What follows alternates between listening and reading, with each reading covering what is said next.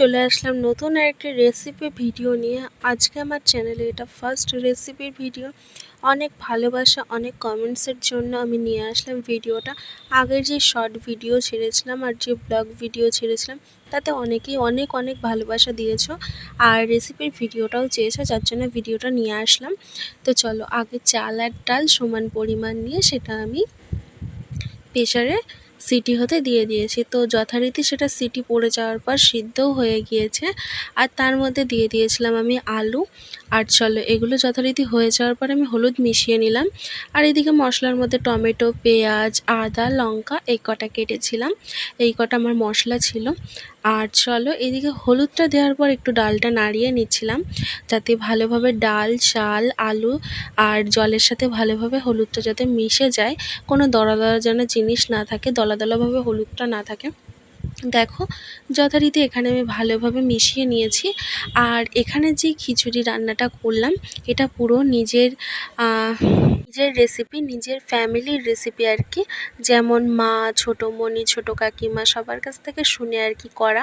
নিজেরও কিছু টেকনিক রয়েছে, নিজেও কিছু এর মধ্যে দিয়েছি, সবারটা শুনেছি, প্লাস নিজের কিছু রেসিপি এর মধ্যে শেয়ার করেছি, মানে টেকনিকটা, যার জন্য খিচুড়িটা খেতে কীরকম হয়েছে সেটা ভিডিওর লাস্টে বলবো। তোমরা কেউ ভিডিওটা স্কিপ করো না, কেমন হয়েছে না হয়েছে বৃত্তান্ত সব কিছুই জানাবো। যাই হোক, এখানে তো যথারীতি ফুটে গেছে। আর এদিকে আমি কড়াই বসিয়ে দিয়েছিলাম গ্যাসের উপরে, আর সেই তাওয়াটাই দেখছিলাম যে গরম হয়েছে কিনা। এখানে হাতটা দিয়ে দেখছিলাম, দেখাচ্ছিলাম আর কি তোমাদেরকে। প্রায় গরম হয়ে গেছে। আর এখানে আমি বড় কড়াই বসিয়েছিলাম। তারপরে যথারীতি ওর মধ্যে আমি দিয়ে দিলাম তেল। তেল দেওয়ার পরে এতে ফোড়নে দেবো পাঁচফোড়ন আর তেজপাতা। তেজপাতাটা না আমি পরে দিয়ে ফেলেছিলাম, কারণ প্রথমে না আমার মনে ছিল না। পরে আমি বলছি এতে তো তেজপাতা দেওয়াই হয়নি। আর এইদিকেই দেখাচ্ছিলাম সেম মশলাগুলো, মশলা বলতে সবজির মশলা আর কি কেটেছিলাম, মানে লঙ্কা, পেঁয়াজ, টমেটো এগুলো কেটেছিলাম। যথারীতি পাঁচফোড়ন নিয়ে চলে আসলাম, পাঁচফোড়নটা দিয়ে দিলাম। আর সত্যি বলতে ভিডিওটা যে তোমাদের সাথে আনতে পারবো আমি কখনোই ভাবিনি, কারণ তোমরা এত এত ভালোবাসা দিয়েছো, যেই কারণে ভিডিওটা আমি নিয়ে চলে আসলাম। চলো, এখানে যথারীতি তেল গরম হয়ে যাওয়ার পর পাঁচফোড়ন দিয়ে দিয়েছি। আর সেটা দিয়ে এবারে তার মধ্যে দিয়ে দিলাম লঙ্কা। আর তারপরে অবশেষে মনে পড়লোই লঙ্কা ছেড়ে দিলাম। আমি তেজপাতা ছাড়তে ভুলেই গেছিলাম, কারণ আমার টোটালটাই খেয়াল ছিল না তেজপাতা দেওয়ার কথা। অবশ্য তেজপাতাটা দিয়েছিলাম টেস্টের জন্য, একটা আলাদা ফ্লেভার হয় এই জন্য। যথারীতি লঙ্কা দিয়ে আমি এবারে নাড়াচাড়া করে নেব।